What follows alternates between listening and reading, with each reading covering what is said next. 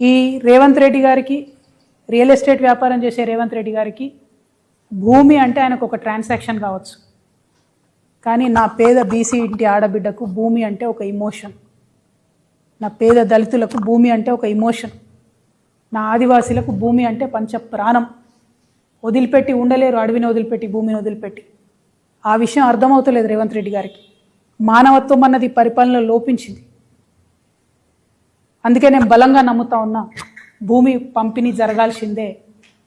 తెలంగాణ రక్షణ సేన అధికారంలోకి వస్తే ఖచ్చితంగా భూమి లేని ప్రతి పేద ఇంటికి కూడా కుటుంబానికి 1 ఎకరం చొప్పున మేము భూలక్ష్మి పథకం పేరుతోని భూ పంపిణీ చేయడం జరుగుతుంది. నేనే అధికారంలోకి వచ్చేదాకా ఆగాలి, అప్పటి వరకు పేదలు పేదగా ఉండాలి అనట్లే.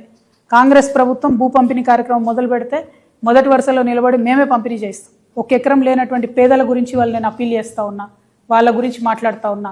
సామాజిక న్యాయ సాధన జరగాలంటే ముందు భూమి ఉండాల్సిందే. ఒక గ్రామంలో పరిస్థితి ఇమాజిన్ చేసుకోండి. భూమి లేనివాడికి ఎంత విలువ ఉంటుంది, భూమి ఉన్నవాడికి ఎంత విలువ ఉంటుంది. పిల్లనియాలంటే ఏం అడుగుతారు? ఇల్లుందా, భూమి ఉందా, జాగుందా అని అడుగుతారు. ఆ విలువ ఉండద్దా, సామాజిక గౌరవం ఉండద్దా? దానికోసం నేను ప్రయత్నం చేస్తూ ఉన్నా. దయచేసి ఈ విషయాన్ని అర్థం చేసుకోవాల్సిందిగా మా మేధావర్గాన్ని అప్పీల్ చేస్తూ ఉన్నా.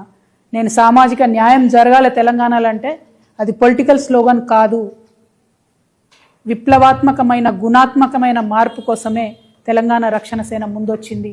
దానికోసం ప్రయత్నం చేస్తుంది. మరి భూలక్ష్మి పథకం కోసం మా ఆడబిడ్డలంతా కూడా ఆలోచన చేయాలి. మీ ఆడబిడ్డగా సమాజంలో గౌరవం సాధించాలంటే ప్రతి కుటుంబానికి కనీసపు ఆస్తి ఉండాలి, 1 ఎకరమన్నా జాగుండాలని బలంగా నమ్మే వ్యక్తిగా నేను ఈ పథకాన్ని ప్రవేశపెడతా ఉన్నా. మీ అందరి సంపూర్ణ మద్దతు, ఆశీర్వాదం తెలంగాణ రక్షణ సేనకు ఉంటుందని చెప్పి భావిస్తున్నా. నిజంగా 1 సెకండ్ ఆలోచిద్దాం. యాజ్ హ్యూమన్ బీయింగ్స్, 1 అర్ధ గజం భూమి ఉంటే, 1 గుంట భూమి ఉంటే ఎంత కాన్ఫిడెన్స్ ఉంటుంది. నేను ఉట్టిగా నిర్ణయం తీసుకోలేదండి.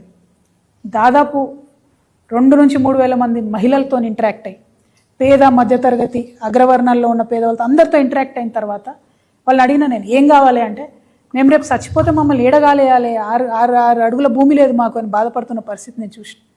అట్లా అనేకమైన అంశాలు చూసిన తర్వాత, చాలా రిపోర్ట్ స్టడీ చేసిన తర్వాత, ల్యాండ్ అవైలబిలిటీ చెక్ చేసిన తర్వాత, పాసిబిలిటీ చెక్ చేసిన తర్వాత మాత్రమే నేను ఈ ప్రపోజల్ పెడతా ఉన్నాను. 1 ఏకర్ 1 ఫ్యామిలీ ఇవ్వగలుగుతాం. ఉంది ల్యాండ్, ఇచ్చే మనసు ఉండాలి.